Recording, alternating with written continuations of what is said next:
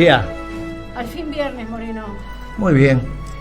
Está con expectativa para el domingo, ¿no? A las 12. Sí, estoy medio golpeada por temas, digamos, de salud, de gente muy, muy querida por mí, y estamos con expectativas. La verdad que este partido del martes, bueno, el anterior sufrí mucho con los Países Bajos.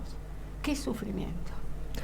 Sí, la verdad que hay que reconocer que fue. Pero qué bien juega. Un día, sí, fue un día muy especial. Yo creo que nunca se dudó del triunfo, pero bueno, ese empate al final y después con Croacia se abrió el partido, fue bien. Al principio uno estaba. Mire, que aclaró el panorama para nosotros, al menos los que somos futboleros, es una declaración del Kun Agüero, porque claro, como el hombre dejó de jugar, ahora ya cuenta la historia desde adentro, ¿no? Y entonces está como de comentarista en alguno de los canales de cable, no sé bien en cuál, no importa. Pero es una declaración fenomenal, que después la tienen que refrendar los que nos siguen a nosotros, que es el programa de deportes y de fútbol.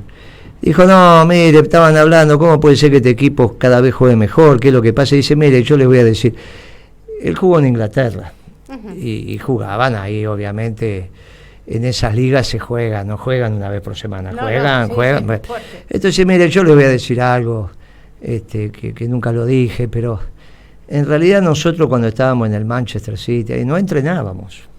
El entrenamiento nuestro eran los partidos, porque si aparte de jugar 2 partidos, 3 partidos, 3 partidos cada 15 días, 10 días, 12 días, entrenas. Entonces, ¿qué es lo que pasa? Los equipos utilizan los partidos de entrenamiento. Claro. Entonces, a medida que jugás más, como te entrenas más, te conoces más, empezás a rendir mejor el equipo. Bueno, es lo que pasa con todos los equipos de la selección que juegan el Mundial.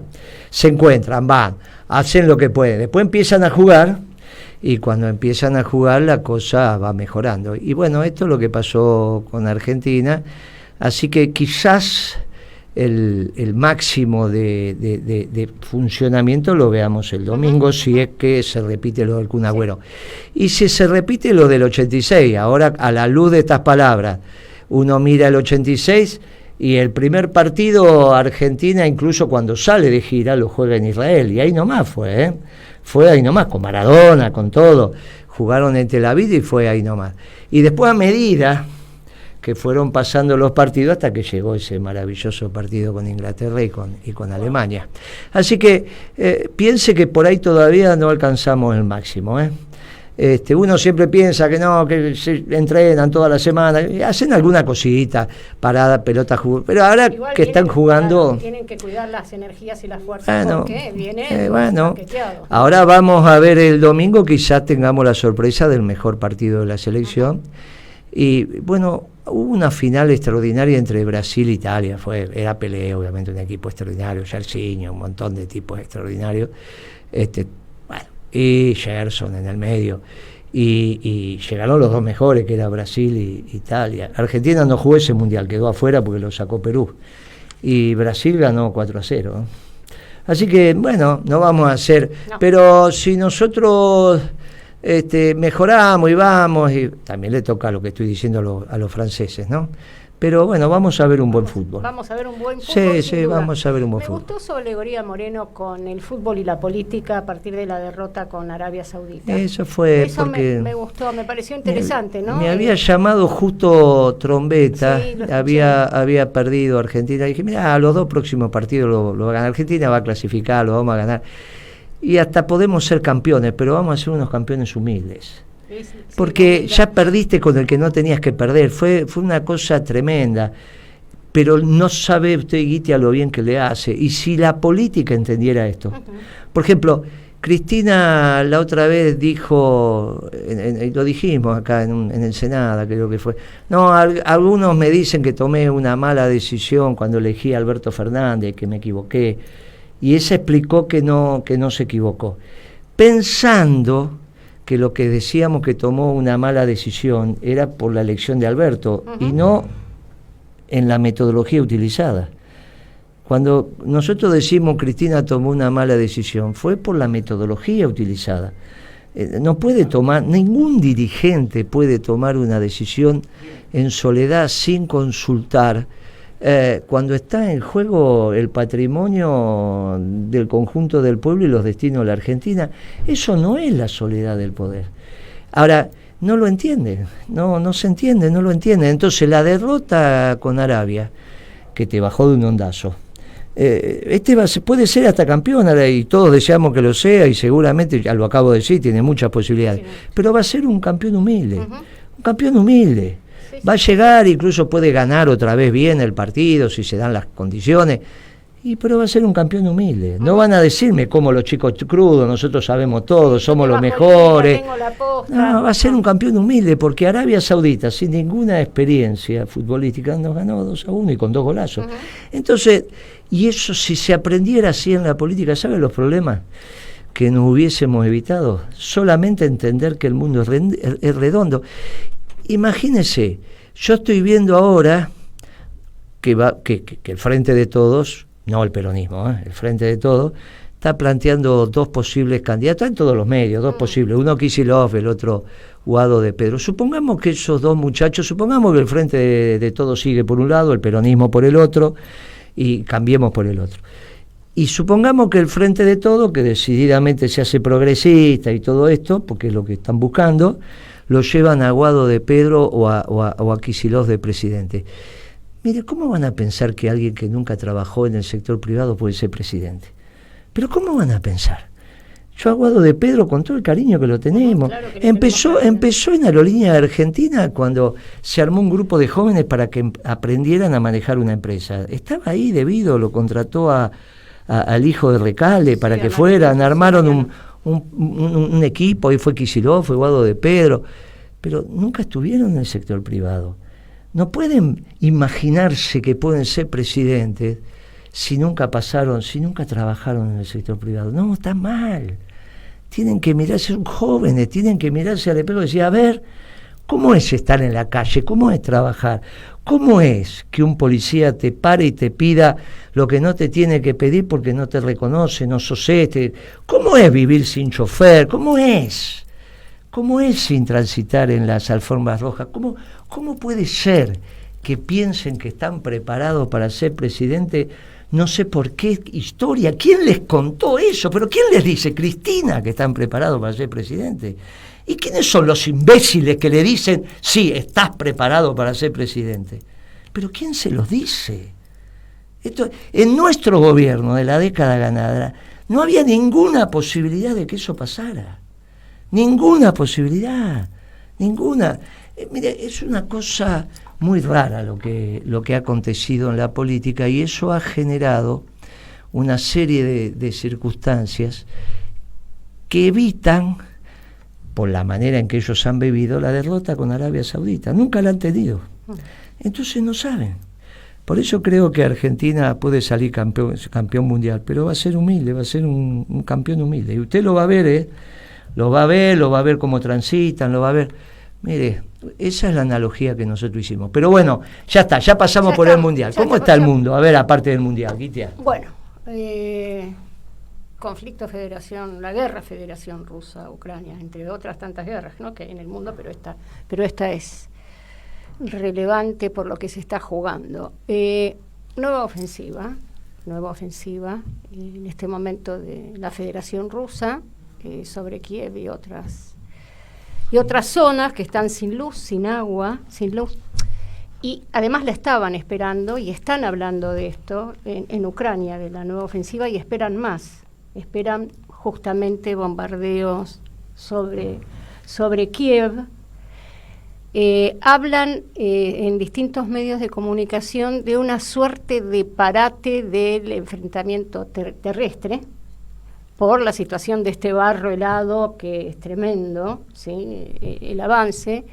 Y están hablando, este es un artículo en The Economist, ¿no?, que está sacando muchos artículos sobre la guerra entre la Federación Rusa y Ucrania, que Ucrania necesita un refuerzo en artillería, ¿sí? Que Rusia se está moviendo, estos cohetes que le está facilitando Estados Unidos no alcanzaría porque Rusia se va moviendo en el territorio.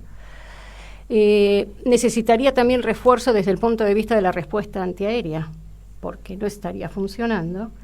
Y está complicada la navegabilidad en el Mar Negro por el dominio que tiene Rusia, Golfo, en la zona de Crimea. Entonces, digo, también hay versiones de una Navidad en paz o de las necesidades de negociar, mientras Estados Unidos, digamos, sale Biden a decir, sale Macron, bueno, tendríamos que sentarnos en la mesa, ¿no? Mientras aumentamos el presupuesto y la ayuda, porque, digamos, hablamos de negociación, va de la mano esto, digo, suele ocurrir, no es contradictorio, forma parte de ese juego. Pero me pareció interesante dentro de esto que estamos hablando, un artículo de Kissinger, que también fue publicado en el Reino Unido, en donde Kissinger concretamente dice, hay que negociar, que ya Ucrania tiene un protagonismo en la Europa Central, que claramente, digamos, tiene que ingresar a la OTAN, concretamente, y que hay que delimitar las fronteras. Claro. Entonces, pero alertando, cuidado con defenestrar y degradar a Rusia. Rusia ha tenido un papel en la historia de Europa y del mundo muy importante desde hace 500 años. Cuidado, dice, porque puede ser muy peligroso debilitar y degradar a Rusia. Dice que están planteando las nuevas fronteras, dice que habría que volver a las fronteras anteriores al 24 de febrero de 2022, y que si no se logra por el camino militar y la negociación, él pone el eje en la negociación, bueno, hagamos un referéndum. Entonces, bueno, me pareció, digamos, interesante dentro de este escenario, ¿no? Las voces. Mire, esto va a terminar con las medianeras. Sí, que tiene que ver con lo que veníamos diciendo. No tiene ninguna posibilidad de que Rusia la degraden, y la clase dirigente norteamericana quiere tener un protagonismo central en Europa, que llamamos Europa Occidental, y ya lo consiguió con Ucrania en la parte que le quede. Y lo está diciendo. Sí, lo está diciendo con precisión, que es lo que hemos señalado desde el principio, y solamente falta que se ordene la interna norteamericana, que se va a ir ordenando a medida que pasen los meses y llegues a las elecciones. Y ese va a ser el mundo. Me parece que del lado chino ya Xi Jinping tuvo que cambiar su estrategia con el tema del COVID, como bien lo señala usted. Sí. Eso no habla de fortalezas, no, eso habla más bien de ciertas debilidades que empiezan a tener, y me parece que el final está muy próximo a lo que nosotros describimos. Lo que me parece que la política doméstica no termina de comprender esto, y cada vez entienden menos, ¿no? Y además hay un dato con relación a esto que veníamos conversando nosotros de la debilidad, digamos, que está ocurriendo al interior de China. Falleció Jiang Zemin, digamos, que fue presidente de China entre 93 y 2003, y estuvo cuando fueron las manifestaciones Tiananmen, ¿se acuerda? En Pekín. Sí, claro. Que están haciendo una comparación con estas manifestaciones que han sucedido, porque estas manifestaciones no protestaban solamente por el COVID, pedían la renuncia de Xi Jinping, y están haciendo. Falleció, apareció Hu Jintao, que había sido levantado, apareció al lado de Xi Jinping, ¿no? Que lo habían corrido en función de estas movidas internas, aparece nuevamente, y me llamó la atención el discurso de Xi Jinping, parte del discurso de Xi Jinping, cuando dice, levantando la figura de Zemin, yo me cago un quilombo con los nombres chinos, digamos, apenas puedo decir bien Xi Jinping, levantando la figura, diciendo que después de las manifestaciones de Tiananmen logró garantizar la estabilidad política de la República Popular. Entonces aparece también en el discurso y en la figura de quien había sido sacado de alguna manera no elegante del Congreso del Partido Comunista Chino, cuando reafirmaron la conducción de Xi Jinping, ¿no?, en octubre, sí. Aparece de pie y al lado del actual presidente, ¿no? Esto también va a ir en la dirección que hemos señalado. Lo que es una sorpresa, que son los hechos que suelen acontecer cuando los pueblos empiezan a tomar protagonismo, lo de Perú, ¿no? Eso es bastante sorprendente. Es bastante sorprendente. Creo que hay varias lecturas ahí, digo, que nos llevan a la reflexión. Por un lado, esto que nosotros hablábamos, en Clarín salió un artículo hablando de la estabilidad del ciclo económico, uh-huh, que tiene que ver con que, digamos, con el análisis que hacemos nosotros y nosotras también. Bea, digamos, mucho ha hablado también sobre esto, que los ciclos económicos trascienden los ciclos políticos, ¿sí? En este caso, por ejemplo, el último ciclo económico, cuando empieza con la devaluación en el gobierno de Cristina, y continúa hasta la fecha, habiendo cambiado los ciclos políticos. Claramente un gobierno socialdemócrata y un gobierno, digamos, que neoliberal, y un modelo especulativo rentístico desde lo económico, es lo que venimos diciendo, que fue sostenido por distintos ciclos políticos. Bueno, en Perú la inestabilidad política y la fractura entre el Ejecutivo y el Legislativo, que de alguna manera aparece con este conflicto, estaría mostrando que, si bien yo tengo una estabilidad desde el punto de vista económico, una permanencia de un modelo que además tiene que ver con las características de cada país, porque cada país soporta una cantidad de desigualdad diferente, porque de última es un modelo desigual. Desde lo político, la inestabilidad, que no representa de alguna manera esta tensión que hay al Perú profundo, esta fractura que hay en el Perú profundo, esta fractura social, política y cultural entre el Perú de los Andes y el Perú de la costa. Entonces, ¿qué pasa? El pueblo está saliendo, y tiene que ver también con esto de la anomia, porque está saliendo sin conducción. No hay conducción en este momento, en estas manifestaciones, ¿sí?, que han logrado, parten de los Andes. Ayacucho es una zona caliente, digamos, todos los Andes logran el apoyo de algunas en la movilización esta, ¿no? Y estarían avanzando hacia la zona de Lima, que Lima se mantiene, digamos. El poder político, además, sí, el Congreso está siendo muy cuestionado. Están pidiendo la renuncia de los congresales, la renuncia de la actual presidenta, y están pidiendo elecciones ya. Sí, lo que usted está señalando es muy importante. El crecimiento de la economía sin una justicia distributiva, efectivamente, a eso no iba. Es desarrollo económico. A eso iba. Y entonces, como no es desarrollo económico, a la larga, igual que pasó en Chile, no garantiza la gobernabilidad. Bueno, por eso le decimos a los factores de poder en la Argentina, que van a tener mucho que ver con el próximo gobierno, mucho que ver, eso ya lo hemos desarrollado, esto se parece a la década infame. Y también tiene que ver con lo que está pasando, los factores de poder con lo que está pasando en Perú.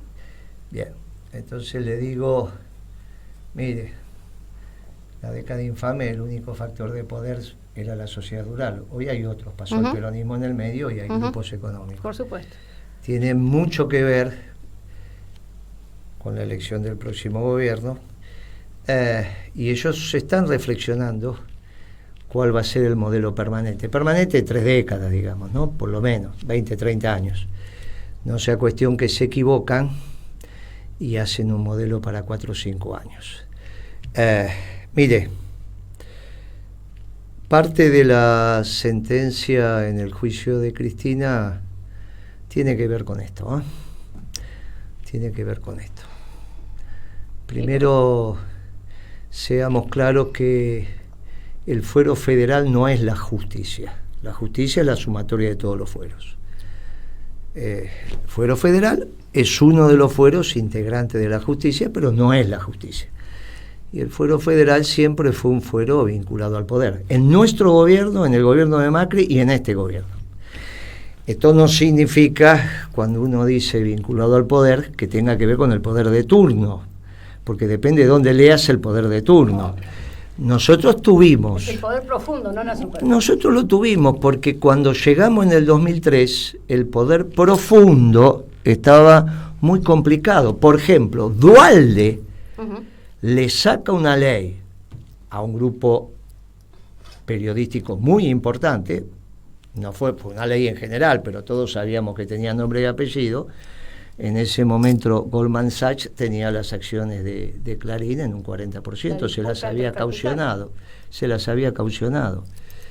Y Clarín no podía devolver los préstamos, por lo tanto le iban a ejecutar las acciones. Duhalde presenta una ley en el Congreso que se llama de defensa de los bienes culturales, entendiendo que los medios, las empresas de medios hacen parte de los bienes culturales.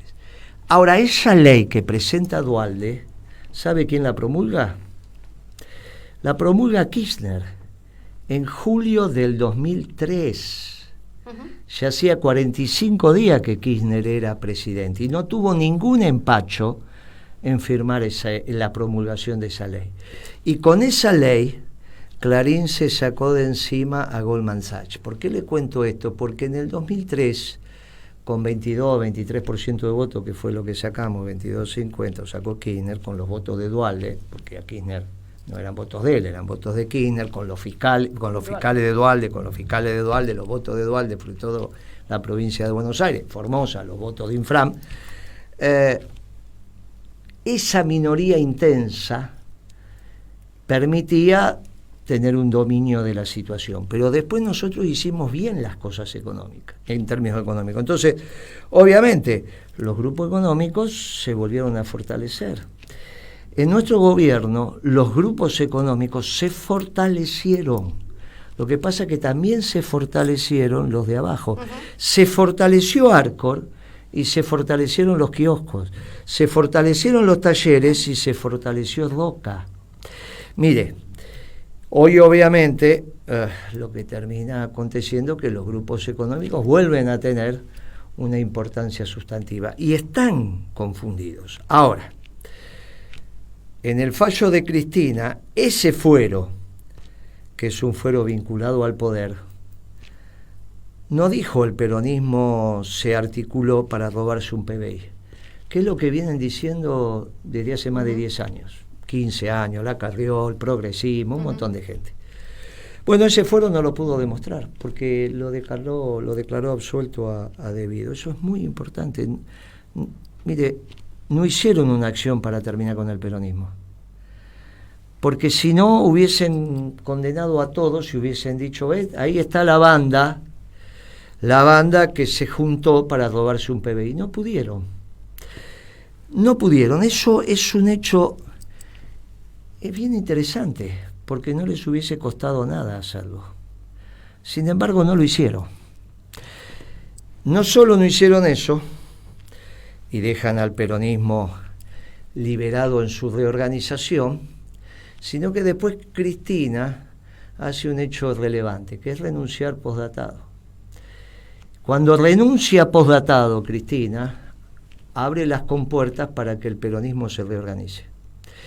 Y esa reorganización del peronismo comienza. Ya se está. Y comienza. Sí. Está claro que la llegada a provincia de Buenos Aires, en este caso del gobernador de Córdoba, así es que finalmente se concreta, inaugurando un local partidario en San Martín con Camaño, Urtubey y demás, va a ser uno de los ejes de reorganización del peronismo. No el único. La declaración del Chino Navarro diciendo es el que más entiende a la economía popular, Schiaretti, bueno, está perfecto.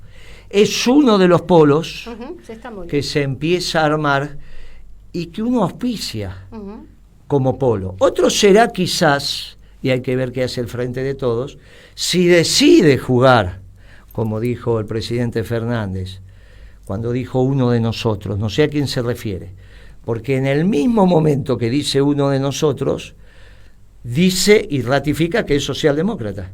Lo ratifica en el reportaje con Fontevecchia el día anterior o 2 días antes. Este domingo que pasó vuelve a tener un reportaje con Fontevecchia. Fontevecchia le pregunta, mire, hay algunos dirigentes que cuando usted dijo que era socialdemócrata se enojaron, que dice, ¿Usted ratifica que es socialdemócrata?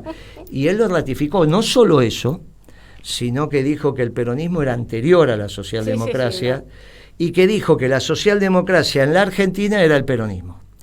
Con lo cual quizás Alberto Fernández, con el Frente de Todos, hacen una oferta electoral progresista, porque ¿quién va a ser el candidato del progresismo? ¿Quién va a ser el candidato? Bueno, quizás es Kicillof, quizás es Guado de Pedro, pero va a tener que ser la oferta del progresismo, no la oferta del peronismo, porque en la oferta del peronismo van a tener que discutir en el seno del peronismo, no en el seno del Partido Justicialista, en el seno del peronismo. Claro, lo que hay que reorganizar es el peronismo, y le damos la bienvenida a Schiaretti, como le vamos a dar la bienvenida a Rodríguez Assis se lanza, o a Infran, o al secretario general de un sindicato nacional, que quizás se lance. Porque todos esos espacios van a necesitar de un plan económico. La discusión central va a ser la del plan económico. Y hay un plan económico peronista. No hay un plan económico progresista, no hay, bueno, salvo la barbaridad que dijo Alberto Fernández cuando dijo, no, Massa está haciendo un esfuerzo extraordinario, pero a mí me hubiese gustado que se quedara Guzmán. Después Massa se la devolvió, no yendo al acto que él cumplió sus 3 años y demás. Sí. Pero bueno, el progresismo va a tener que tener un candidato. Obviamente que va a ser muy bien recibido en el espacio peronista, como siempre lo fue. Pero obviamente una cosa es ser recibido y otra cosa es pensar que va a tipificar las políticas. Mire, es muy interesante lo que está pasando por eso estoy muy entusiasmado. Lo que empezó a pasar en el peronismo. Y Cristina renunciando postdatada, y algunos muchachos dicen, no renunció. Reconoció su error. Finalmente renuncia, porque está a la vera del fracaso. Claro que a su vez tiene que pedir perdón, pero tiene que pedir perdón por su alma, porque le va a hacer bien. Le va a hacer bien a ella pedir perdón. Mire, cuando lo detuvieron a José López, yo dije, bueno, empezaron a pasar los días, y yo dije, mire, están equivocados, porque en el cielo hay una fiesta cuando se arrepiente un pecador. Lo peor que pudo hacer la familia es al hijo de la familia, al integrante de la familia que cometió un pecado, decir que no era de la familia. Es lo peor. ¿Cómo vas a negar a José López? ¿Pero cómo lo vas a negar si estuvo 12 años? Es un error garrafal.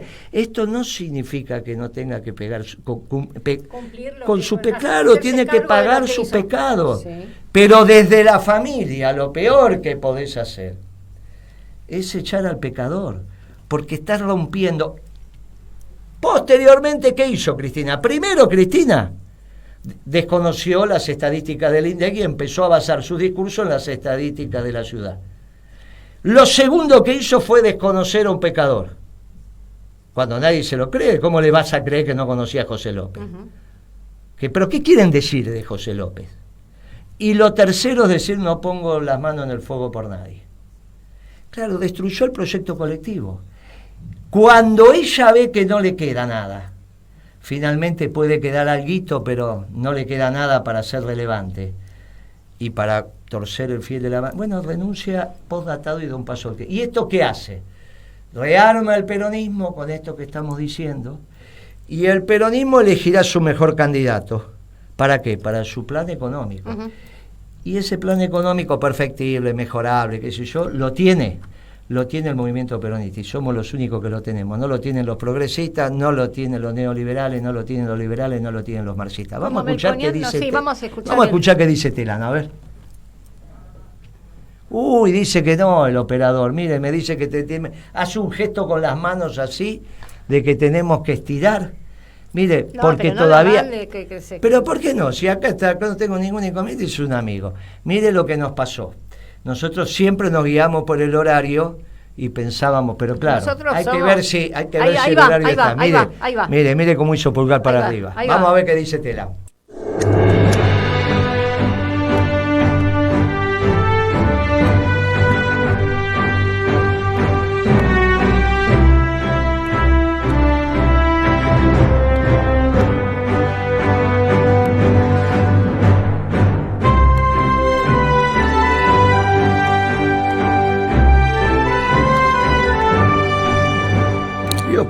molestia que tenemos a Pablo y la tenemos a Bea en el Zoom. Ay, muy bien. Bueno, nos falta Pimpi, nos falta nada más que Pimpi.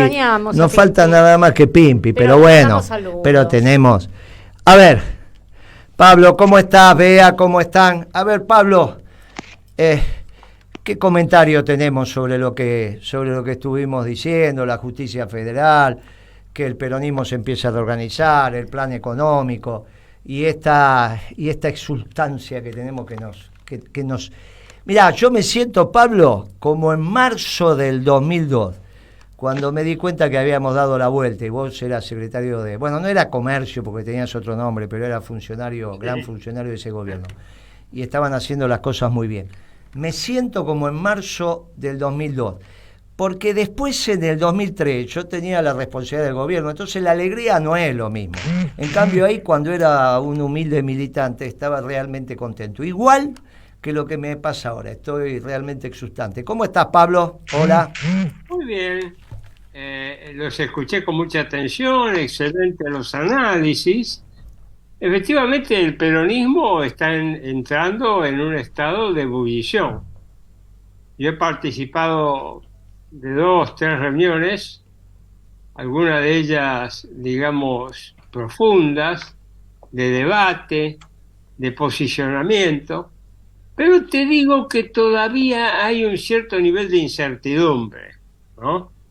Entonces la gente está que se larga, que no se larga, que está retenida un poco. Esa incertidumbre viene primero por qué es lo que va a hacer Massa con todo esto que se formó con los gobernadores y la CGT. Anda por ahí una interpretación de muchos compañeros que dice que Massa va a terminar cooptando, porque tiene el poder económico para hacerlo, a muchos dirigentes. Con ese capital va a acordar con Cristina y bueno, y vamos a tener algo muy parecido a lo que tenemos hoy, ¿no? Esa es una interpretación de algunos compañeros sobre lo que puede estar pasando, que es, si se quiere, destructiva. Porque en el fondo todo el mundo quiere decir, bueno, por fin podemos aparecer una nueva circunstancia. Y entonces aparecen estas informaciones que de alguna manera, te vuelvo a repetir, es como pinchar un poco el globo. También ahí hay otra información, es que el tema de Schiaretti, incluso gente cercana a Schiaretti, está teniendo dudas si se va a alargar o no se va a alargar Schiaretti. Eso también no es bueno, porque Schiaretti puede ser un catalizador. Puede ser que él salga y al salir él aparezcan algunos otros más y bueno, tengamos una verdadera oferta, ¿no? Sobre qué es lo que puede pasar con el peronismo hacia el futuro. Y después lo último es el tema Melconian. Ahora, gracias a Dios, Melconian de a poquitito está mostrando las cartas. En una última charla, o más que nada será una charla, pero lo ha captado un periodista, empezó a tirar algo. Y habló de una manera muy suave y simpática, como hace él, de showman periodístico. Tiró el tema de la reforma de las jubilaciones, la reforma del sistema laboral, el tema de las empresas públicas. O sea, volvió a la vieja agenda, ¿no? A la vieja agenda de las reformas estructurales, bancadas por el Fondo Monetario Internacional, pero bien claras, de un trasfondo neoliberal. Está muy bien. Bea, ¿cómo estás, Bea? ¿Cómo andás vos? Bien. Los estaba escuchando. En primer lugar, desde el principio que estabas manifestándote, me parece que tenemos un fin de semana muy particular. Pero mañana es el cumpleaños del Papa. Mañana cumpleaños Jorge Bergoglio, y me parecía importante que lo tuviésemos presente, que mañana cumple 86 años. En este análisis que ustedes hacen tan importante sobre el mundo. Eso un paréntesis nada más. Pero quería complementar lo que todos estuvieron diciendo, porque inclusive cuando Adriana Guitia dice de los ciclos económicos y los ciclos económicos, me parece importante que hagamos un paralelo, porque vos hablaste de Axel y hablaste de Aguado de Pedro, y me parece importante que hagamos un paralelo entre Miguel Kigel, Daniel Marx, Arceo y Emanuel Álvarez Agis. Porque me parece que ahí está el formateo que estamos teniendo desde hace un tiempo largo con quienes aparecen como los referentes económicos. Siempre aparecen todos, o bien del lado del sector público, teniendo las secretarías y realmente teniendo una lapicera muy fuerte, e inmediatamente después están en la consultora. Se da en Miguel Kigel históricamente con Daniel Marx, hacen un desastre desde la función pública con De la Rúa y Cavallo, y mientras en el 2002 se banca la reconstrucción del país Duhalde, ellos están creando la consultora, una consultora que le pusieron el nombre CEF, que sigue existiendo. Pero hay una nota muy interesante de Clarín donde dice que están pensando juntos y que en la inauguración de la consultora que se hizo en el 2002 y en el 2001 terminan con un montón de juicios y qué sé yo, un desastre para el país, y ya ellos en el 2002 arman la consultora. ¿Y quiénes estuvieron en la inauguración de la consultora de Miguel Kigel y Daniel Marx? Arminio Fraga, titular del Banco Central del Brasil, que era durante todavía el gobierno de Cardoso, es decir, la socialdemocracia de plena estirpe. ¿Quién más estuvo? Gonzalo Ramos, ministro de Finanzas de España. Después, por supuesto, estuvo alguien del BID, alguien de Blecher, histórico ex del Banco Central. Entonces, cuando vos todo el tiempo venís diciendo que es lo mismo la socialdemocracia y el neoliberalismo, bueno, esta es una fotografía que realmente duele porque además hay un desparpajo enorme, que pasan de ser, yo siempre decía que eran binorma, ¿no? Pasan de ser los funcionarios con lapicera a tener la consultora también con lapicera. Porque no olvidemos que además este gobierno, desde el primer momento, Alberto Fernández y Guzmán lo nombran a Daniel Marx para asesorarlo. Parece imprescindible que lo asesoren en el manejo de la deuda externa. Así las cosas, ¿no? Porque las conclusiones las tenemos recontra analizadas. Y también Sergio Massa vuelve a insistir en que se mantenga a Daniel Marx. Es decir, es realmente impactante. Pero para no hacerlo tan largo, me parece que es importante también que pensemos por qué Daniel Arceo, para los que no saben, era la mano derecha de Axel Kicillof en materia energética, y Emanuel Álvarez Agis era su viceministro. Primero fue su sombra. Todos los que lo seguimos sabíamos perfectamente que donde estaba Axel estaba Emanuel Álvarez Agis. Por supuesto, como ya se dijo en este programa varias veces, Emanuel Álvarez Agis además no tuvo ninguna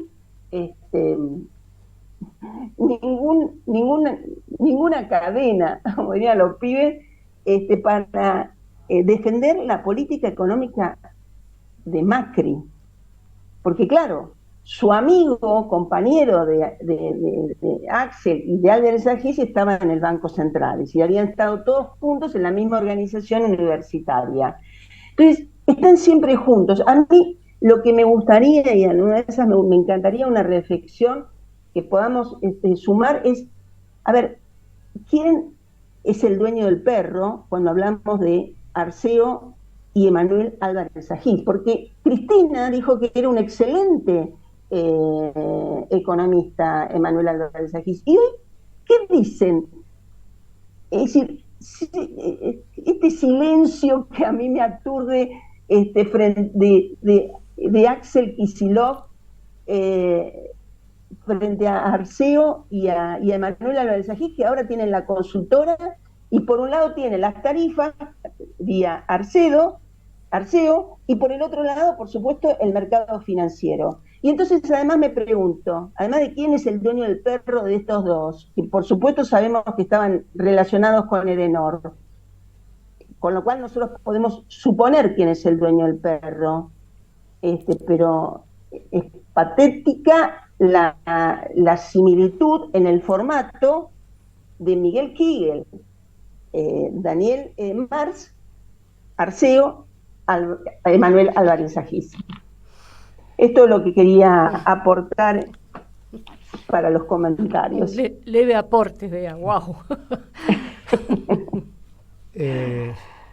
Lo que tenemos ahí en presencia es un esquema económico que ya lo hemos clarificado diciendo es el capitalismo de los banqueros, del sistema financiero ampliado que reemplaza al capitalismo de producción y trabajo. Y que se cruza con los ordenamientos políticos.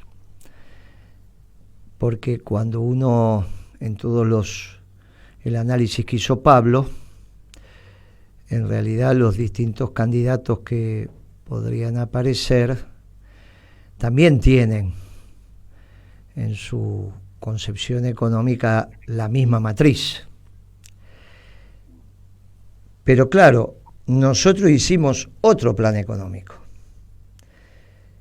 Y en esto hay que tener también claridad porque lo hicimos con Pablo, más Curia, más Seti, con más Carboneto, hace muchos años atrás, allá en la década de los 90, todos los gobernadores del peronismo tenían la cabeza formateada en función del ordenamiento cabalista. Los del sur también. No hay duda. Simplemente hay que leer los diarios de época. Ahora, la realidad se impuso y hubo que buscar alternativas. Y ahí estaban los economistas peronistas con otro esquema, que fue el que se terminó imponiendo y construyó la década ganada. La expectativa, el estar exultante, tiene que ver con que la realidad también se va imponiendo. Al margen de los hechos políticos, donde van en su medida y armoniosamente, la realidad en términos económicos está construyendo también un esquema de salida donde tienen que encontrar los actores y los pensamientos estructurados en términos de plan que permitan objetivar las políticas. Y ahí viene nuestra fortaleza. Uno no se va a olvidar que cuando se planteó la derogación de la ley de convertibilidad durante el gobierno de Duhalde, Cristina votó en contra de derogar la ley de convertibilidad. No votó a favor de derogar la ley de convertibilidad. Cristina era diputada y votó a favor de mantener... Y hay un discurso famoso que dice, no, vamos a derogar la ley de convertibilidad y van a sufrir los pobres. Obviamente que se derogó todos los artículos que se derogaron con una mayoría muy importante en el Congreso. Pero uno de los votos en contra fue lo de Cristina. Después cambió, claro que cambió. La realidad la llevó a cambiar. Y se instaló otra política económica, que hizo la década ganada, que no tenía nada que ver con la convertibilidad.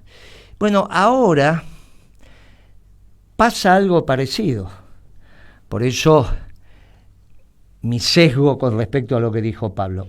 Cuidado, porque los tiempos de la política, para empezar a pensar distinto, van par y paso con la realidad y se aceleran en algún momento si la realidad se acelera y si retrasan, si la realidad se retrasa. Por eso la alianza no salió de la convertibilidad, porque consideraba que todavía esto daba para que ellos podrían gobernar y que ellos tenían otra contradicción con el menemismo y no el tema económico. Bueno, la política, pero uno que tiene la lectura viciada desde lo económico por su propia profesionalidad, especificidad, lo que estudió, dice, mire que la realidad viene muy rápido y va a obligar a definir los éxitos y los fracasos también en la política. Y esto, con el peronismo en ebullición, empieza a quedar muy claro, porque los discursos empiezan a tomar el hambre como un elemento. No pueden decir, no, mirá, en realidad, como Massa consiguió resolver el tema del endeudamiento para el sector público y no se sabe hasta el día de hoy qué tasa de interés pagó, estamos bien. No, mirá, estamos en lío bárbaro, está bien. Como importaste mercadería pero no pagaste y tenés una deuda casi de 10.000 millones de dólares, decís que tenés dólares y el Fondo Monetario te lo permite. Bueno, está bien, el Fondo Monetario te lo permite, pero todo el mundo sabe que los dólares no están. ¿Está bien? Entonces, las realidades se van imponiendo y eso penetra también en la política. Y penetra en la política en la medida en que la realidad y los discursos políticos se tienen que encontrar, como se encontraron en el 2002. Y finalmente en el 2003, Cristina empezó a hacer discursos en contra de la convertibilidad de los 90, cuando había defendido la convertibilidad y los 90. Y porque la realidad la llevó a eso. Entonces, me parece que hoy lo que vamos a tener es un pensamiento desde la política, vamos a tener un pensamiento desde la política que sea funcional a una realidad donde el pueblo tiene hambre. Donde el pueblo tiene hambre. Y yo estoy muy expectante con eso, pero muy expectante. Pablo. Y es así como decís vos, Guillermo, la realidad se va a terminar imponiendo. Tenemos ahora una gran posibilidad, eso se ve hablando con la gente, hablando con los dirigentes, pensando, existe la gran posibilidad. Bueno, ahí está la responsabilidad, ¿no? La responsabilidad no solo de los dirigentes políticos, también de lo que vos llamás los factores de poder. Ellos tienen ahí una muy grave responsabilidad, porque hay que dar vuelta las ideologías predominantes.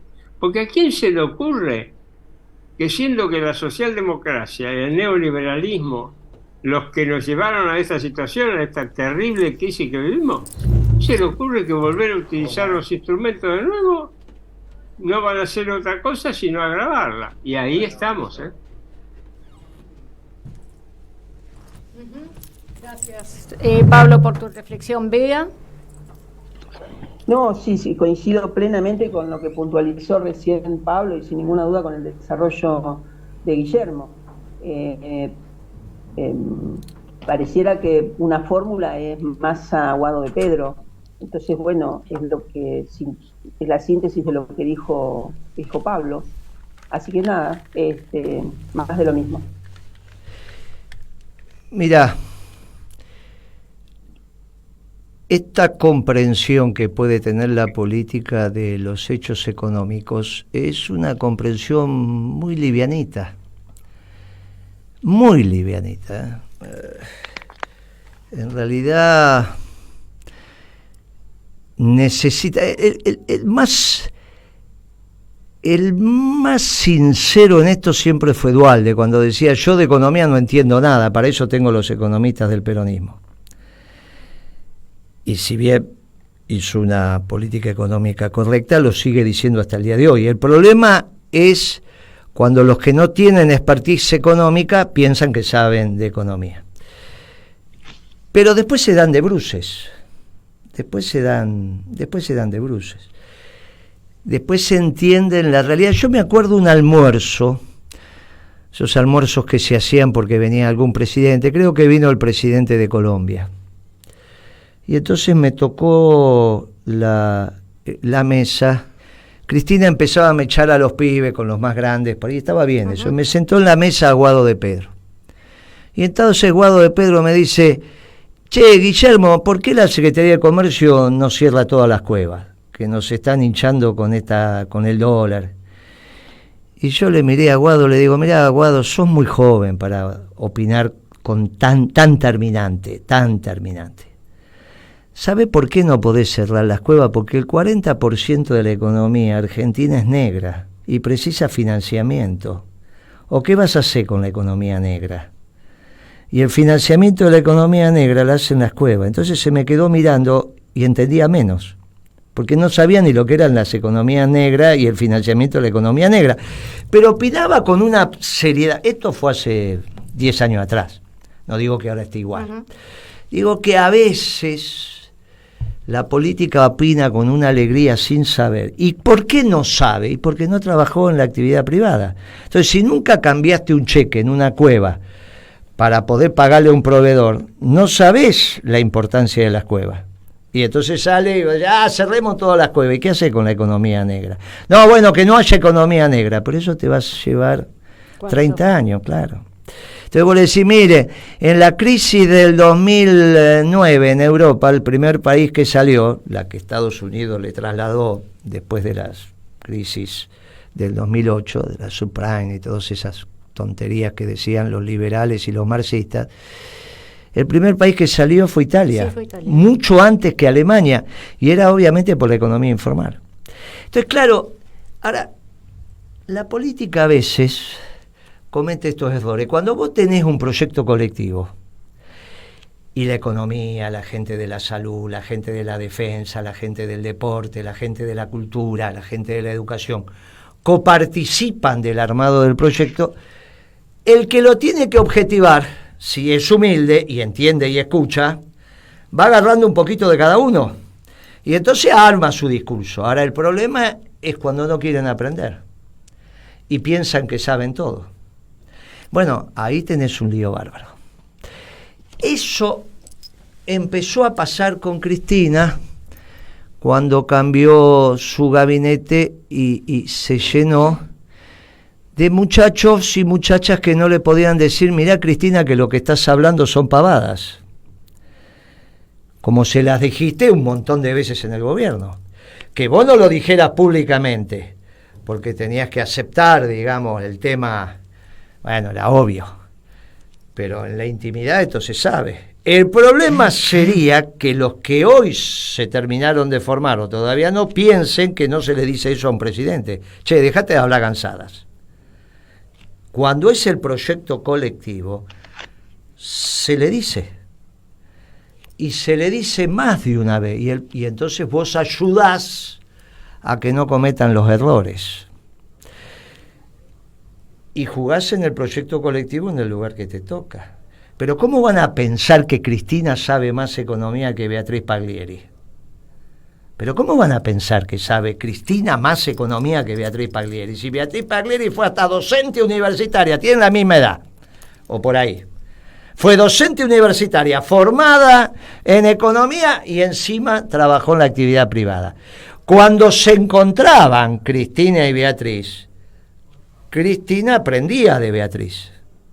El problema es cuando dejaron de aprender. Bueno, hoy la política creo que empieza, con este renunciamiento de Cristina, a decir, bueno, vamos de vuelta al proyecto colectivo. Y en ese proyecto colectivo es que estoy muy esperanzado que la política también va a cambiar.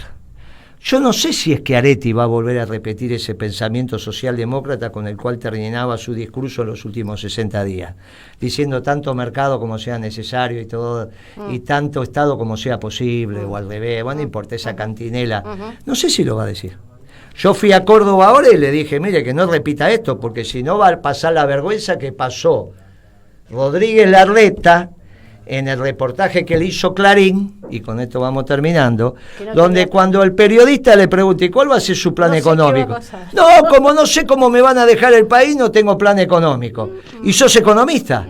Bueno, eso es un mamarracho, y eso cayó muy mal en los factores de poder. Por más que se saque una foto con los intendentes, con todo eso, no, cayó muy mal. ¿Cómo que no sabe? Si todos sabemos cómo va a terminar el país, si las cuentas son públicas. ¿Cómo no va a saber cómo va a dejar el país Massa o el que suceda a Massa? Si es que Massa llega al final de este gobierno y si es que este gobierno llega al final. ¿Cómo no van a saber? Ya sabemos si las cuentas son públicas. Por eso creo que la política hoy está en ese momento donde también la realidad le empieza a hacer cambiar su manera de pensar. De la misma manera que Cristina, de defender la convertibilidad, pasó a atacar los 90. ¿Y por qué? Porque la realidad lo fue llevando. Y los economistas del peronismo en eso tuvimos mucho que ver. No los economistas del progresismo, porque los economistas del progresismo defendían la convertibilidad. Litia. Picante, Moreno. Terminó el programa. Terminó. Gracias, Pablo, gracias, Bea. Y le dejamos a Gitia el cierre del programa. Bueno, saludos a Pimpi. Feliz domingo. Sí. Disfrutemos el domingo, este es un fuerte deseo, que disfrutemos fuertemente el domingo, y bueno, saludamos a quienes repiten nuestro programa, a todos nuestros oyentes y nuestras oyentes, al equipo de Radio Caput, al Chino, a Noé, le mandamos un abrazo, por supuesto, a Fernando Molgaray, y nos vemos el próximo viernes con novedades seguramente. Un fuerte abrazo peronista para todos los compañeros y compañeras